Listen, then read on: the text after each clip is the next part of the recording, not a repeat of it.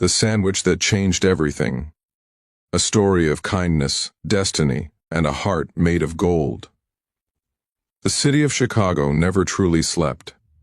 Even at dusk, when the amber streetlights flickered to life, and the evening rush painted the sidewalks with hurrying shadows, the city hummed, restless, relentless, indifferent to the small dramas unfolding in its corners. Maya Reyes had learned that lesson the hard way. At 24, she worked double shifts at Magnolia Bistro, a mid-range restaurant on Michigan Avenue that smelled of garlic butter and fresh bread. She wasn't chasing a dream here, not exactly. She was paying off her mother's medical bills, sending money home to her younger brother in Pilsen, and saving whatever thin sliver remained for the nursing school application she'd been delaying for 2 years. Her feet ached constantly. Her smile, however, never wavered. That was Maya's gift, and sometimes her greatest burden. She couldn't turn it off, couldn't walk past suffering without her chest tightening like someone had wrapped a fist around her heart, which is exactly how she found herself crouching on a cold Chicago sidewalk on a Tuesday evening, holding out her only sandwich to a little girl she had never seen before. It had started like any other shift. The lunch crowd had been brutal, a corporate group of 14, 3 separate birthdays, and a woman who sent her soup back 4 times, claiming it was too hot, then too cold, then too hot again.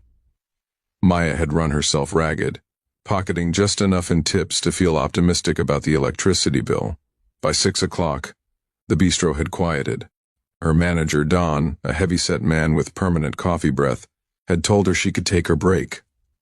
20 minutes, Reyes. Don't disappear on me. Never do, she said, untying her apron and grabbing the sandwich she'd packed from home. Whole wheat, turkey, avocado, and a smear of Dijon mustard. Her one luxury. She'd been thinking about it since noon. She stepped outside into the cooling evening air, breathing it in like someone surfacing from water. That's when she saw her. A little girl, no older than 5 or 6, sitting alone on the concrete curb near the alley beside the restaurant. She wore a gray wool coat, 2 sizes too big, a denim skirt, pink socks, and small white sneakers that had seen better days. Her dark hair was pulled into 2 pigtails, slightly uneven, like someone had done them in a hurry. She wasn't crying. She was just sitting there, watching the street with wide, serious eyes, the kind of eyes that had seen too much quiet sadness to bother with tears. But what made Maya stop completely was the way the little girl's gaze drifted to Maya's sandwich. Just once, quick. Then she looked away as if ashamed for wanting. Maya stood still for 3 full seconds. "Don't get involved," said the practical voice in her head. "You have 20 minutes. You're hungry. You don't know this child. Her parents are probably around the corner."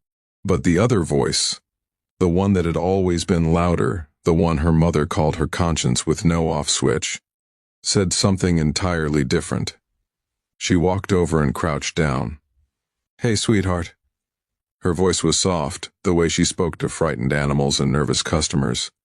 "Are you okay? Are you lost?" The girl looked at her. Up close, she was beautiful. Round cheeks, dark almond eyes, a small button nose. There was intelligence in her gaze, and something guarded. She shook her head slowly. "Not lost," she said quietly. "Waiting. Waiting for who?" A pause. "Daddy." Maya glanced up and down the sidewalk. Businessmen striding past. A couple arguing near a parked car. Pigeons fighting over a pretzel.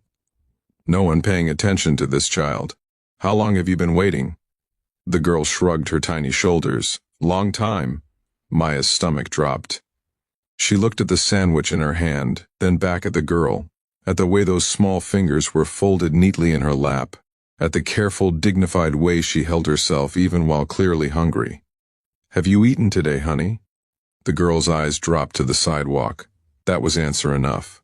Without hesitation, without a single calculation of cost or consequence, Maya held out the sandwich. "Here, this is really good. Turkey and avocado. Do you like avocado?" The girl blinked. "I don't know." "Well, there's only one way to find out." A small smile. The first one. It transformed her entire face. She took the sandwich with both hands, the way children do when they're trying to be polite about something they desperately want, and took a bite. Her eyes went wide. "It's good," she said, with absolute sincerity, as if this was the most important review she had ever given. Maya laughed, a real one. "I know, right? I make them myself." She sat down on the curb beside the girl, ignoring the cold concrete against her uniform skirt, and they sat together in companionable silence while the city roared around them. "What's your name?" Maya asked. "Lily," the girl said between bites. "That's a beautiful name. I'm Maya." "Maya," Lily repeated, trying it out. "That's pretty too. Thank you." Maya looked around again, unease creeping up her spine. "Lily, does your daddy know where you are right now?" Lily nodded. "He said wait here. He went to get the car. He always takes long." She said it without bitterness, just fact.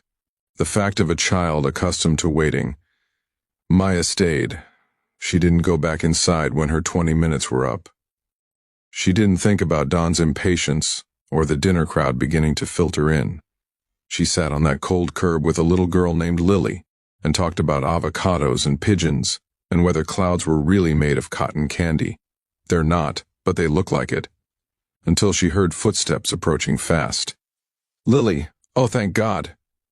Maya stood quickly.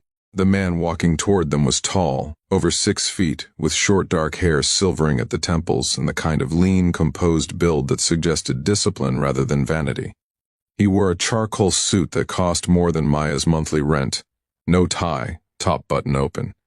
His face, sharp jaw, pale gray eyes, somewhere in his late 30s, was tight with controlled panic, the expression of a man who rarely showed fear and was furious at himself for feeling it. He crouched in front of Lily, gripping her shoulders gently, scanning her face. "Are you okay? I told you to stay by the door." "Which door, Lily?"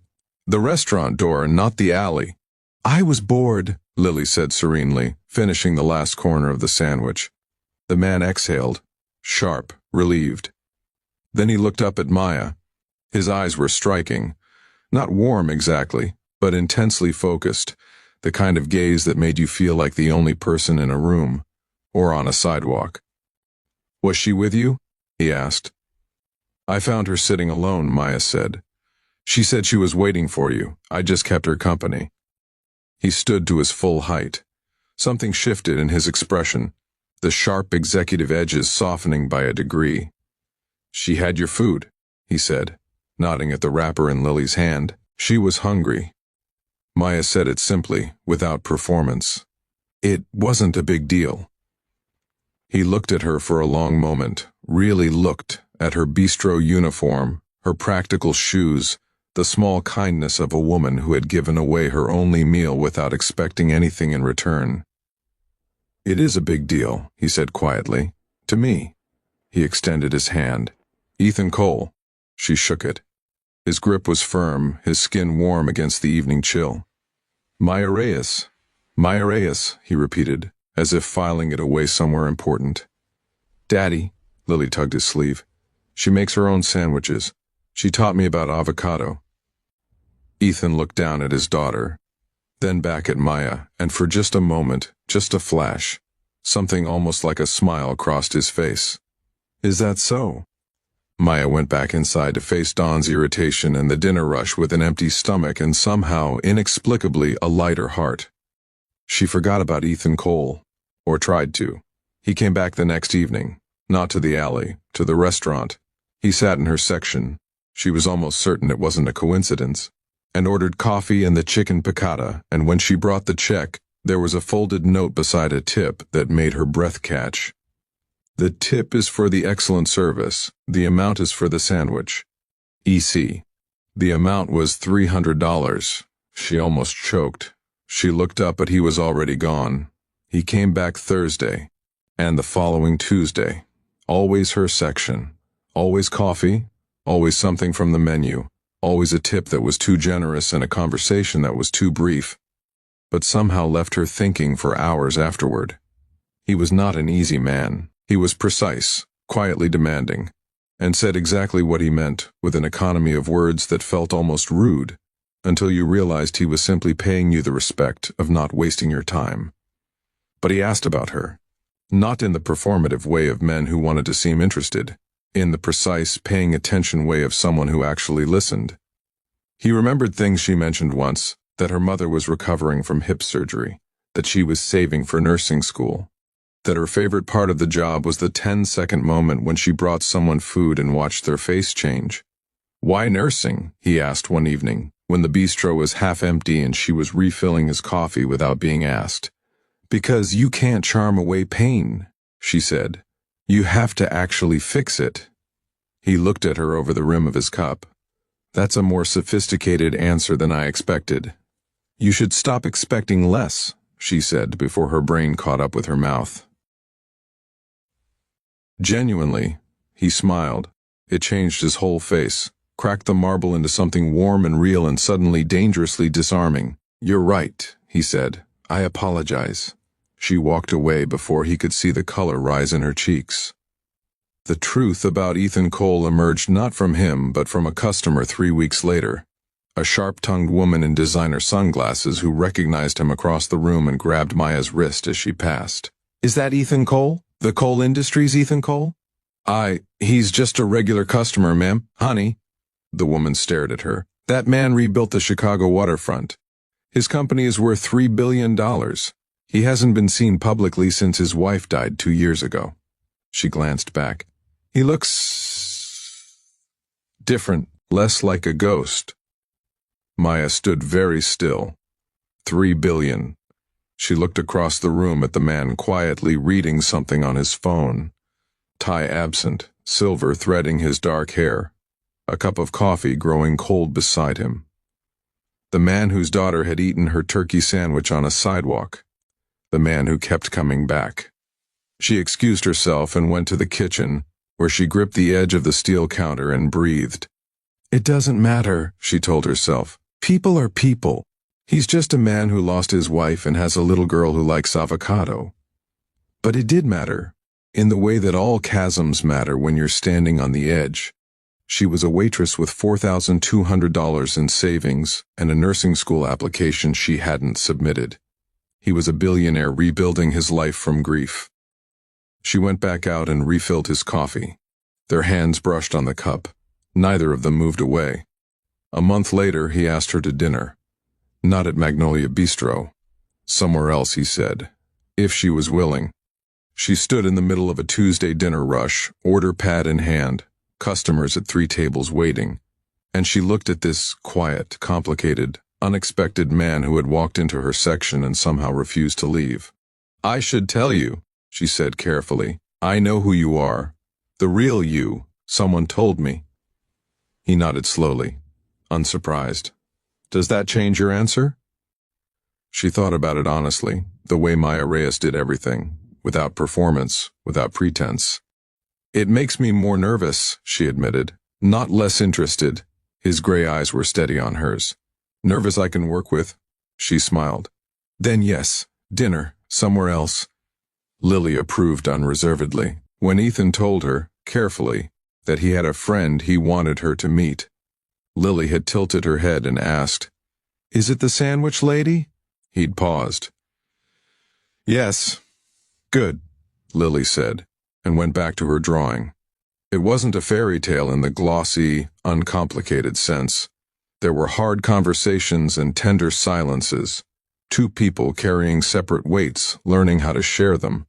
There was the grief Ethan hadn't finished carrying, and Maya's fear of falling into a world that wasn't built for her. There were moments of doubt and moments of startling clarity. But there was also Lily, who called Maya her best cooking teacher, and Sunday mornings with avocado toast, and a nursing school acceptance letter that Maya opened at Ethan's kitchen table, while he watched with quiet, complete pride.